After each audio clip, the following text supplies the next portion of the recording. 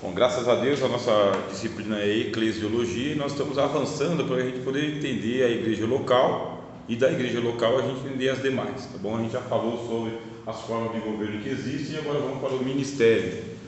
O ministério, a Assembleia de Deus e a maioria das igrejas, elas têm sua maneira de organizar o ministério.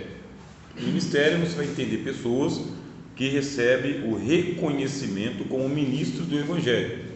Tem uma credencial para isso. A igreja vai olhar para essa pessoa como alguém que está com uma responsabilidade, uma função a mais. Aí no caso, biblicamente, quais são os ministérios que existem? Você tem o ministério, o apóstolo Paulo fala aqui em Efésios capítulo 4, tá bem? Aí os irmãos podem abrir, as irmãs podem abrir também, Efésios capítulo de número 4 e o versículo 11. Isso aqui são os ministérios que existiam em o Novo Testamento e a igreja ela tem a liberdade de ordenar ao ministério, todos esses ministérios, ou a igreja na sua eclesiologia tem a liberdade de suprimir alguns ministérios. Quer dizer, não precisa de reconhecimento ministerial. A função existe, mas não tem o cargo, não tem o nome. Pode ter a função e pode não ter o nome. Pode ter o nome e a função ser outra. A gente vai ver aqui. Então, nessa lista do apóstolo Paulo, capítulo 4, versículo 11, vai faltar quem? O presbítero e o diácono. E o bispo? Não tem. Quem é que tem aqui? Paulo fala 4:11. E ele mesmo deu uns para apóstolos. Quem são os apóstolos hoje? Missionários. A palavra apóstolo significa aquele que é enviado em missão. Por isso são os missionários. Outros para profetas. Na igreja do Novo Testamento haviam irmãos que recebiam ministério de profecia. Ele era profeta, como Ágabo.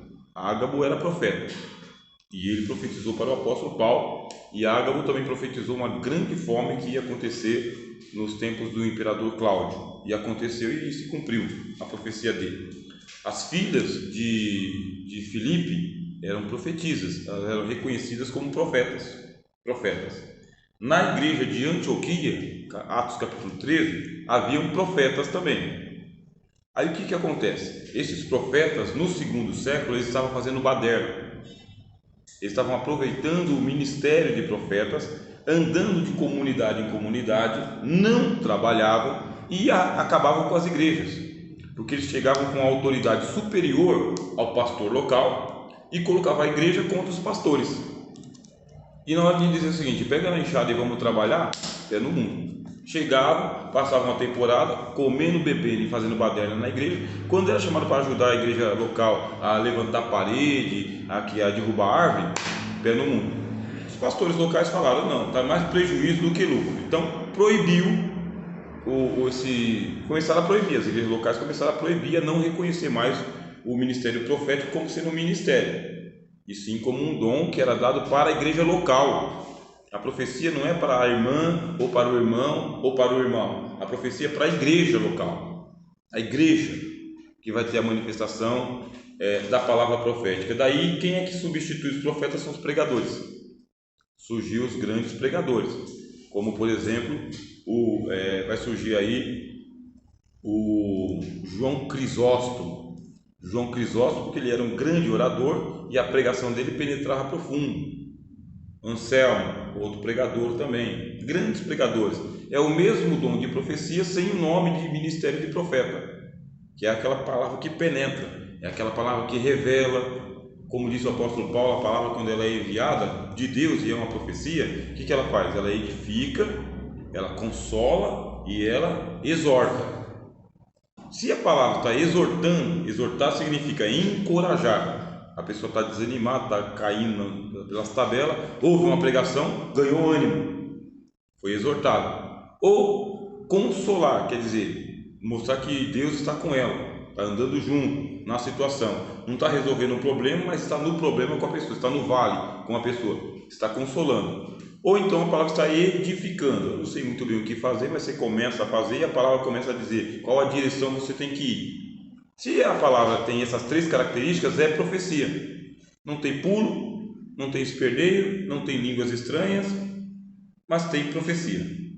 Você tem dois ministérios aqui: o dos apóstolos, que são os missionários, plantadores de igreja, dos profetas, que são os pregadores. Você vê que a função continua, só não precisa do nome. Aí Paulo fala aqui que existem depois dos profetas, ele fala que existem os evangelistas. A Assembleia de Deus reconhece o evangelista como uma função ministerial, e por isso existe ordenação de evangelistas. Ordenação. E o evangelista, ele tem função pastoral. É um evangelista que vai ter função pastoral, vai ser tratado como pastor, à vontade, vai ser tratado como pastor. Ele não tem na credencial escrito pastor, na credencial está escrito evangelista, mas a função é pastoral, e também o tratamento pode ser tratado como pastor. É o tratamento. Ele chegou na sua congregação, um irmão com a carteirinha de evangelista, tanto você pode chamá-lo de evangelista quanto de pastor. Evangelista é o cargo, a função é pastoral. Tá bem? Aí fala que evangelistas, aí tem os pastores, propriamente dito. Esses pastores é tanto função quanto cargo, tá bem? Está na credencial e está na vocação pastoral, é o pastor local. E depois os pastores e doutores. Quem são os doutores? São os professores. O professor não é ungido ao ministério, não tem ungido a doutor na Assembleia de Deus. Eu também vejo que na nossa denominação não tem, mas existe, por exemplo, a igreja luterana, e a igreja luterana ela é voltada para o ministério do ensino. Portanto, lá é pastor doutor. Os pastores lá são todos formados em teologia, todos. Não tem nenhum pastor na igreja luterana que não tenha passado lá pelo menos 4 a 6 anos dentro de um seminário. Só sai pastor depois que passou pelo seminário luterano, tá bem? Luterano, que eles têm as convenções deles lá que reconhecem esse pastor preparado para isso. Agora, entre os batistas, a mesma coisa. O pastor, ele foi reconhecido pela igreja. Como ele é reconhecido pela igreja, o que vai acontecer? Seminário.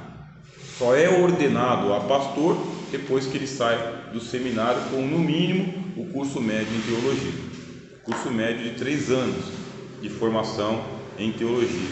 Não necessariamente um seminário batista, tá bem? Pode ser outro seminário.